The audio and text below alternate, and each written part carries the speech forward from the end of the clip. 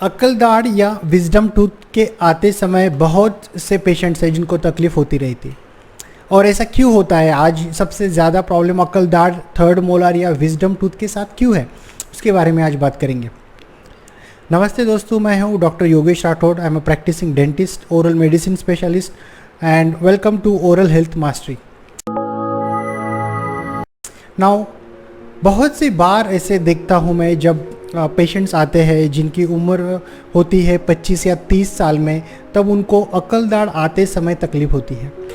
Now अक्लदाढ़ के मुंह में आने का समय है वो 17 से 21 या 25 साल तक वो आ सकती है, लेकिन बहुत से लोगों में ऐसे देखा जाता है कि अक्लदाढ़ 30 साल तक भी आ सकती है या फिर 35-40 साल तक भी अक्लदाढ़ आ सकती है।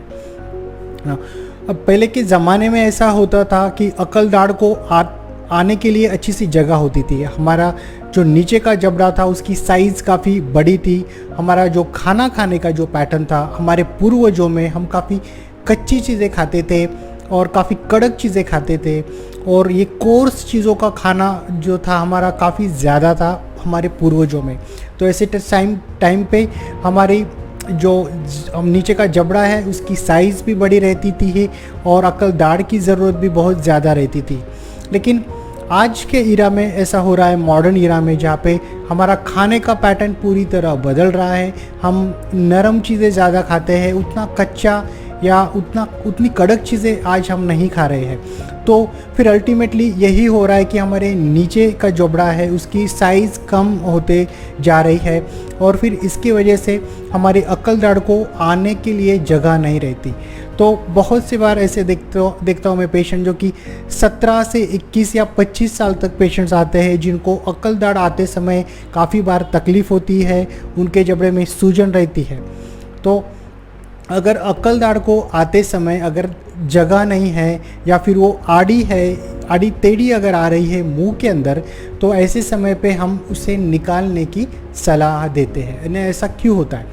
नाउ अक्लदाढ़ जो है वो अगर आते समय उसे अगर जगह नहीं है, अगर उसके बाजू के जो मसूड़ है उसमें अगर खाना फंस के सूजन रहने के अगर चांसेस है, तो ऐसे टाइम पे उसे निकलवाना ही सबसे ज़रूरी होता है। अगर अक्लदाढ़ या उसके सामने वाले दांत में अगर गैप है या कांटेक्ट पूरी तरह नहीं है और वहाँ खाना फंस के पॉकेट बन के वहाँ पे इन्फेक्शन होने के चांसेस है, या फिर सामने वाले दांत में अगर कीड़ा या सड़न लगने के अगर चांसेस है, तो ऐसे समय पे आपको अक्लदाढ़ को निकाल देना चाहिए। तो जब आप डेंटिस्ट के पास जाते हो तो आपको चेक किया जाता है कि अक्लदाढ़ की पोजीशन कैसे है, वहाँ पे कुछ सड़न या कैविटी तो नहीं है, और अगर उसके और सामने वाले दांत में कैसी पोजीशन है, उसके अंदर जो कांटेक्ट है वो प्रॉपर है या नहीं, इन चीज़ों को थोड़ा सा क्लिनिकली देखा जाता है।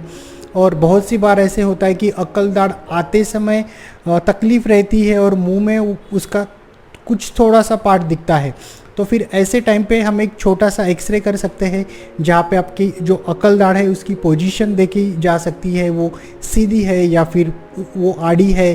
तो यही होता है अक्लदाढ़ के वजह से कि जहाँ पे अक्लदाढ़ की वजह से एक सूजन आ जाती है मसूड़ों में, या फिर अक्लदाढ़ के जो जड़ें हैं उसके अंदर इन्फेक्शन जाके वहाँ पे सूजन आ जाती है, या फिर वहाँ से पस या गंदा खून या इन्फेक्शन वहाँ से निकलने के चांसेस होते हैं। बहुत सी बार अक्लदाढ़ प्रॉपरली पोजीशन में नहीं रहती है, तो फिर ऐसे समय पे हम खाना प्रॉपरली नहीं खा सकते, उस साइड से हमारा खाना बंद हो जाता है, और फिर हमारे नीचे के जबड़े की जो मूवमेंट है वो फ्रीली नहीं होती।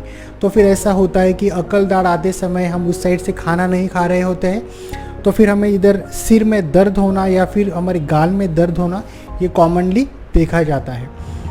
तो ट्रीटमेंट के बारे में अगर हम अक्लदाढ़ के अगर देखते हैं, तो उसकी पोजीशन अगर प्रॉपर है, उसके क्राउन को आते समय अच्छे से उसकी पोजीशन है, अक्लदाढ़ और सामने के दांत में किसी प्रकार का पॉकेट नहीं है जहाँ पे खाना फंस के इन्फेक्शन होने के अगर चांसेस नहीं है, तो ऐसे समय पे हम अक्लदाढ़ को रख सकते हैं या फिर बचा सकते हैं। लेकिन मोस्ट ऑफ द टाइम अक्लदाढ़ को आने के लिए जगह नहीं रहती, या अक्लदाढ़ के और सामने के दांत में एक छोटा सा कांटेक्ट अच्छे से नहीं रहता, और फिर सामने के दांत में ऐसे समय पे सडन लगने के चांसेस होते हैं। तो फिर ऐसे समय पे आपको अक्ल दाढ़ को निकाल देना चाहिए।